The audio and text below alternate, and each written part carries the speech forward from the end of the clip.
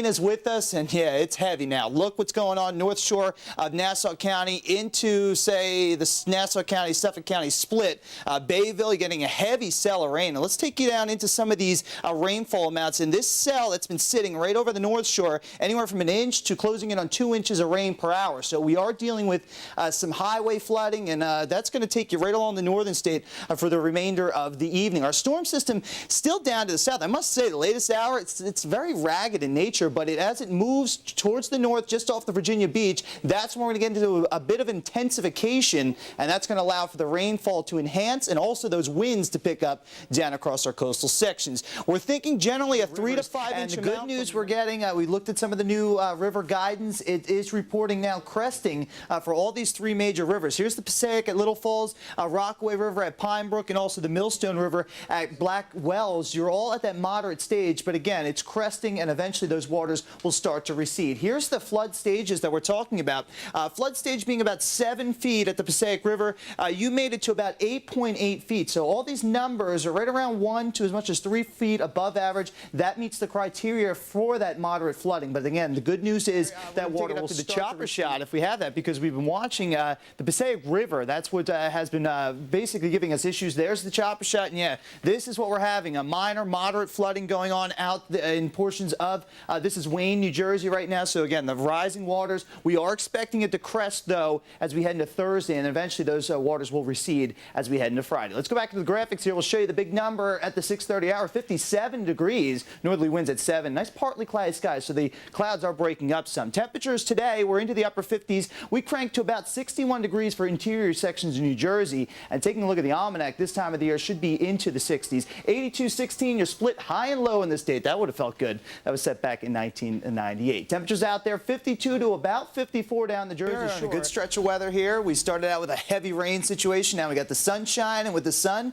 comes the warmer temperatures. We have temperatures into the 70s for most of our inland sections, but look at Islip and also Bridgeport, where you're closer to the water. We had temperatures into the upper 50s to about 61 degrees, and that's going to be common for this time of year where you get that marine influence. 55 degrees, that's your normal number. We are 15 degrees above average for this time of the year. 86-14, your split high and low records on this date. So here's the temperatures out there. Again, cooler spots down along the Jersey Shore, Forked River 48, out into the Twin Forks are 49, but inland sections, as you head just to the west of the Parkway and even 95, you're getting into those temperatures that are into the upper 60s, nearing 70 degrees. We'll take you down into some community currents from Clifton right out into Teterboro. You're about 67 degrees, so temperatures looking pretty good across the area. Satellite picture, just a few wispy clouds over the Twin Forks, a lot of clear skies, and that takes you right out into the Ohio Valley, into the northern plains. You can see a good stretch of nice weather, and that's going to be the dominating force to our forecast as we head into the weekend. Look at the temperatures right now in Memphis,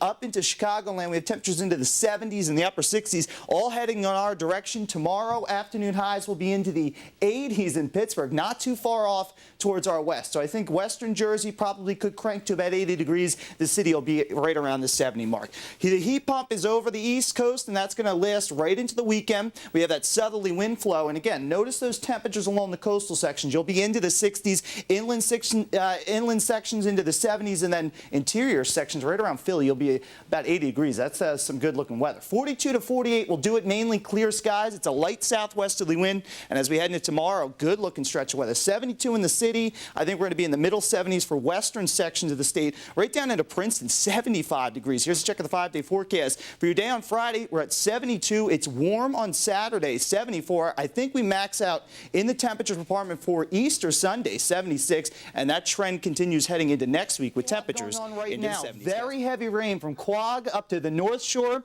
into Southold. Rainfall rates anywhere from a half an inch to as much as an inch of rain per hour. Look what's going on down to the south. Another heavy band that's going to make its way over to the Montauk Highway, and you're going to get copious amounts of rain. We do have a flood advisory for Nassau and Suffolk County for the remainder of the evening. Look at this rain train gearing up. It's heading right into Long Island. You notice the fine defining line 295 on east, where it's going to stay a heavy rain, but eventually we're going to get into the heaviest of the storm late tonight. As the storm intensifies, that's when we're going to tap into that strong southeasterly wind, 30, 40 mile mile-per-hour wind gusts. I would not be surprised to see Sag Harbor tapping into maybe a 40 to 50 mile-per-hour wind gust. And with the winds comes that coastal flood alert, and we're concerned with Seabright right along the South Shore, right around 8 to 9 o'clock, and then a little bit longer into Long Island Sound after about 11 o'clock going into midnight. Tides are going to be running anywhere from 1 to as much as 2 feet above normal.